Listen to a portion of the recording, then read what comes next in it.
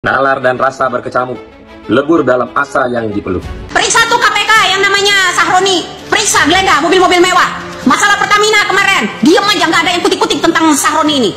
KPK bergerak dong demi rakyat. Kalau KPK benar ingin mendapatkan data tambahan terkait dugaan tindak pidana korupsi, ya tolong kasih kami surat secara resmi. Nah awakmu ibaratnya seneng mangan duit korupsi ora apa-apa, tapi anakmu sing ora Jawa apa-apa wis sing gak roh apa-apa. Kan sakne to, wetenge wis mbok iseni duit karom. Gedene dadi apa? Saudara-saudaraku, ketemu lagi dengan kami dari channel Demen Ngelencer. Assalamualaikum warahmatullahi wabarakatuh. Saudara, setelah muncul kata tolol dari mulutnya Sahroni, itu membuka dan memicu keberanian masyarakat untuk mengkritisi kelakuan-kelakuan dalam tanda petik busuk dari oknum-oknum para anggota DPR. Sekarang ini masyarakat berani untuk menggugat, berani untuk menuntut kepada oknum-oknum anggota DPR, oknum pejabat yang keluar jalur, keluar dari ketentuan yang diharapkan, yang melakukan korupsi, yang melakukan tindakan-tindakan yang kurang terpuji. Saat ini semakin luas, semakin banyak masyarakat menuntut agar Ahmad Sahroni dicari, ditangkap, dan diadili untuk diperiksa supaya diketahui apakah benar Ahmad Sahroni benar-benar melakukan tindakan korupsi, adalah tergabung di dalam sindikat, yaitu disebut dengan mafia minyak, atau bahkan telah melakukan yang namanya money politik.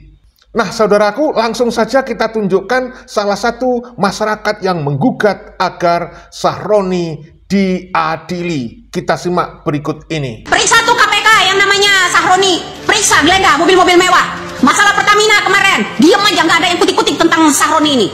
KPK bergerak dong demi rakyat. Gergetan gua wakil-wakil DPR begini ngatain orang kalau orang kritik itu tolol, kalau ada orang yang mau bubarin itu tolol. Kebijakan-kebijakan yang kalian buat itu tidak berpihak kepada rakyat. Kalian itu membelain para mafia, bukan rakyat Indonesia yang sebenarnya kalian belain. Jangan ragu-ragu. Melihat pejabat pemimpin melanggar, laporkan. Sekarang kita punya teknologi. Setiap rakyat di desa bisa menggunakan gadget. Kalau ada bukti pelanggaran, segera siarkan.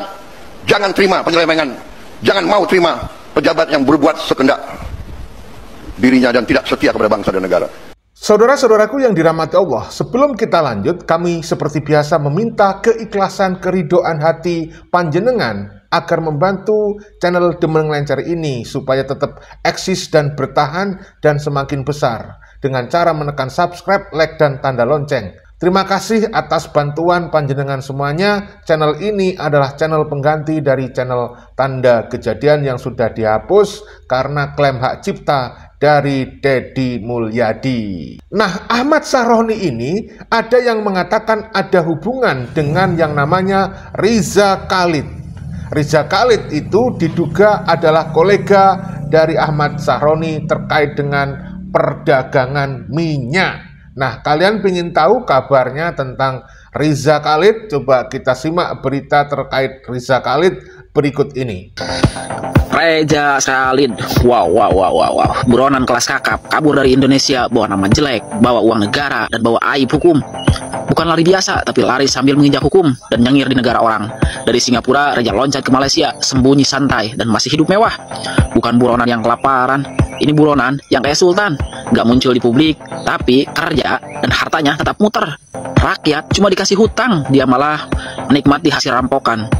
Kejaksaan Agung nggak tinggal diam, 8 tersangka kasus mega sudah ditangkap, tinggal 1 yang belum tersentuh, yaitu Riza Khalid. Tapi posisi dia sudah terendus, sudah dilacak, sudah dikunci, sekarang tinggal tunggu waktu dijemput dan diborgol, dimasukkan ke pengadilan. Riza Khalid bukan sekedar pelanggar hukum, dia pembajak sumber daya, melindas aturan negara dan perusak kepercayaan publik. Undang-undang energi dilanggar, perseroan diacak-acak, tipikor disikat, mentah-mentah, semua dilabrak, semua dikeruk, semua dibuat alat dagang. Tapi hukum bukan sekedar dekorasi. Kejaksaan Agung mulai serius. Ini waktunya bukan basa-basi, tangkap Riza Khalid dan diadili. Tidak perlu habisi aja orang kotor seperti anjing ini. Minder, rumah Sahroni itu nggak cuman itu, ya. Jadi boleh dicek lagi. Jadi maling Iron Man, maling Spider-Man, maling sempak, maling alkohol, maling piano, dan lain sebagainya. Maling surat tanah sih yang paling gong. Gak bisa disebut maling juga sih, karena ini tidak bergerak diam-diam, dan toh itu juga belinya pakai duit kita, kan dia dulunya supir. bukan merendahkan profesi supir, tapi supir naik tingkat tiba-tiba jadi DPR, ketua Harley Davidson segala macam, dengan universitas yang dia masukin dulu adalah universitas yang ruko-ruko gitu, terus jadi DPR, banyak omong banyak kincong. Nah, apa nggak bikin rakyat demek tuh kayak gitu. Buat diaspora yang ada di Singapura, kalau kata gue ya, tolong kasih tahu ke si bapak yang ngatain kita tolol itu tuh, tolong suruh balik cepetan, badannya ditunggu. Saat ini yang menjadi sorotan terhadap kinerja DPR adalah terkait dengan undang-undang perampasan aset. Nah, ternyata terkait dengan undang-undang perampasan aset ini sudah dibahas, sudah diusulkan sejak zamannya Presiden Joko Widodo. Namun sampai sekarang tampaknya anggota DPR RI masih pikir-pikir. Coba kita simak sejumlah berita terkait dengan undang-undang perampasan aset berikut ini. Sungguh sangat licik para DPR ini.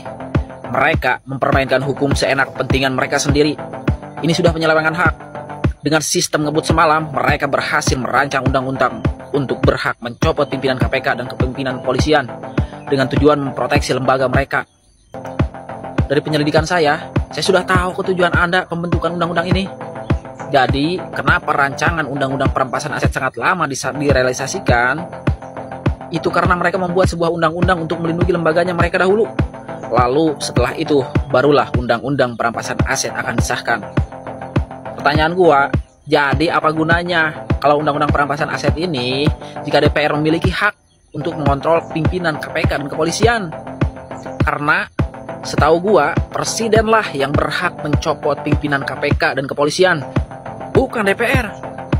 Jadi, jangan biarkan undang-undang ini menjadi senjata para DPR untuk mengancam penyelidikan KPK dan kepolisian. Copot segera kembali undang-undang sialan ini. Enak saja lu para bangsat. Tentu saja ya, kita menginginkan para pejabat ini bisa bersih, bebas korupsi. Kami menasehati kepada mereka, janganlah anak cucu Anda diberikan makanan yang dari hasil korupsi. Ya, jadi saudaraku, mudah-mudahan kita berharap Indonesia bebas korupsi, walaupun mungkin entah kapan ya bisa terlaksana, ya kan? Jangan sampai korupsi terus merajalela. Walaupun mereka korupsi, tapi kita jangan sampai menzolimi. Ya wes, nek oleh menzolimi koruptor, aku tak menzolimi raimu. Mandep ini raimu tak ijo nih. Ngomong tol aku. Oh DPR di sini untuk maling-maling toh, piye makmur rakyate. Jelas-jelas koruptor menzolimi rakyat banyak, kadal. Indiasmu orang tahu didolimi nang sapi teh kok piye? Tol kadas teh. Katanya dia, kalau keluarga saya nggak dibebaskan, saya luluh lantahkan kejaksaan agung. Saya bilang silahkan aja. Nggak gentar Pak ngadepin raja-raja minyak, raja-raja mafia itu? Enggak lah, lillahi ta'ala aja. Lillahi ta'ala aja. Katanya backing saya kuat tuh. Backing Bapak lebih kuat ya? Allah subhanahu wa ta'ala. Tidak ada lagi jaksa yang minta-minta ngemis, minta proyek. Coba lakukan itu dan ingat akan aku tindak. Kalau Riza Khalid mungkin menumpang, bukan menjadi musuh di balik selimut.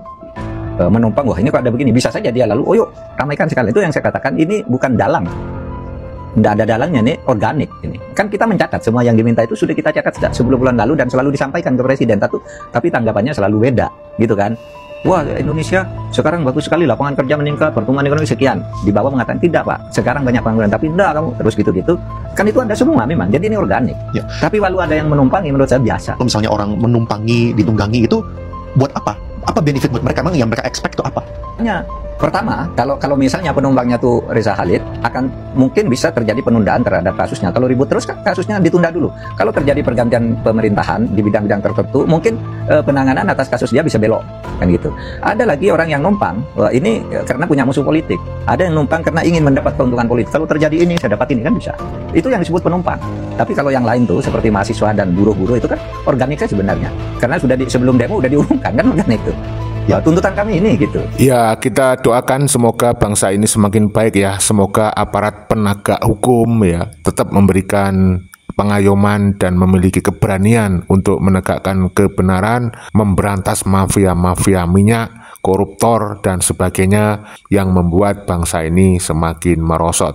Demikian video ini kita sampaikan, semoga ada manfaatnya, ada hikmahnya. Salam persaudaraan, merdeka, merdeka, Indonesia Jaya. Amin.